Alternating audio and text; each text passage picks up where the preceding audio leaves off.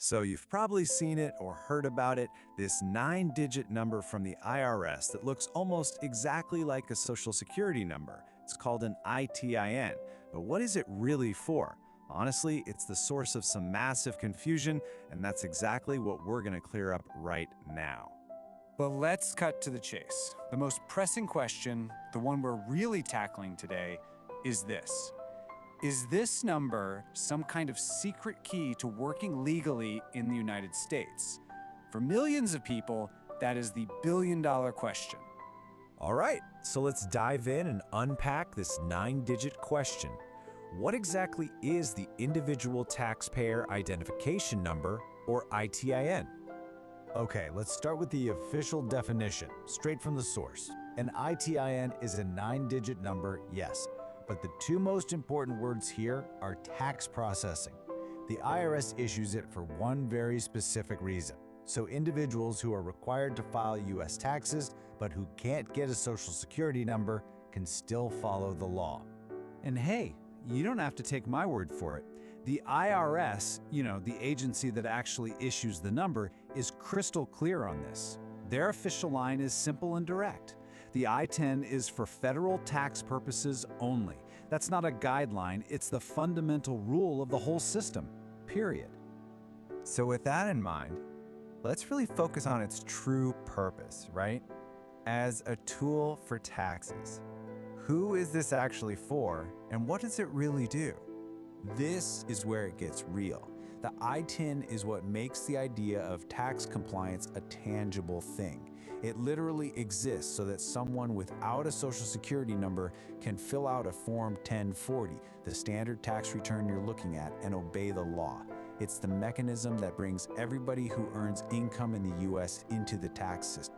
So who are we talking about here? Well, it's a much broader group than most people think. We're talking about non-resident and resident aliens who have to file. We're talking about certain spouses and dependents of citizens or visa holders, and it even includes students or professors who need to claim a tax treaty benefit.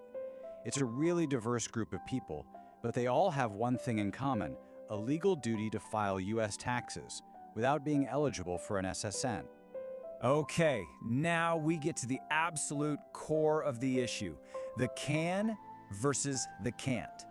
This is where we bust the biggest myth out there by drawing a really hard line between what an ITIN is and what it absolutely is not.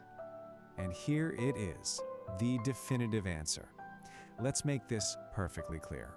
An ITIN does not authorize work in the United States. It is not a work permit.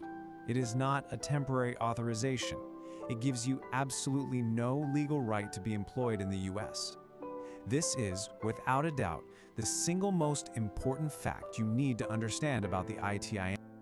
The best way to think about this is like having two different keys for two completely different doors.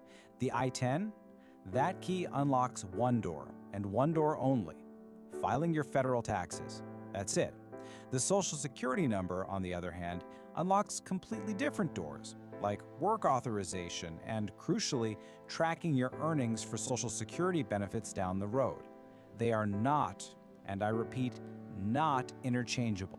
So let's get really specific about the limitations, because this is where the myths live. The list of what an ITIN can't do is really significant.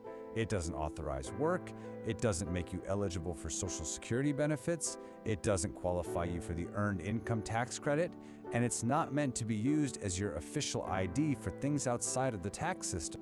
But, and this is a really important but, that is not the whole story. While its official purpose is pretty narrow, the ITIN has actually opened the door to some important secondary functions. You can, of course, file your taxes, but beyond that, many banks and other financial institutions will actually accept an ITIN to open a bank account, apply for a credit card, or even get a mortgage. For many people, this is a huge deal, allowing them to build a financial footprint and prove a history of residency. Okay, so now that we've got the nuts and bolts down, let's zoom out. Let's look at the bigger story here, the massive economic impact of the ITIN program. Just look at this number, $6.5 billion. In 2022 alone, that is how much tax returns filed with an ITN contributed to Social Security and Medicare. Now, here's the critical insight, the part that's just mind-blowing. These are individuals paying into federal benefit systems that they themselves are not eligible to receive. It's a massive and frankly often overlooked financial contribution. And, the impact goes way beyond just dollars and cents. For an immigrant, filing taxes with an ITIN does several incredibly important things. It shows you're complying with U.S. law. It creates a formal paper trail of your work history and your presence in the country. And for those who might one day have a path to legal status, that history could be invaluable for proving good moral character. Plus, it allows families to claim important credits, like the child tax credit for their children who do have Social Security numbers. So, we've come full circle. The clear analytical takeaway is this: an ITIN is a number for taxes, not for work. But the story behind this 9-digit number, well, that raises a much, much larger question, doesn't it? What does it reveal about who truly contributes to the American economy, and how we even measure that contribution in the first place?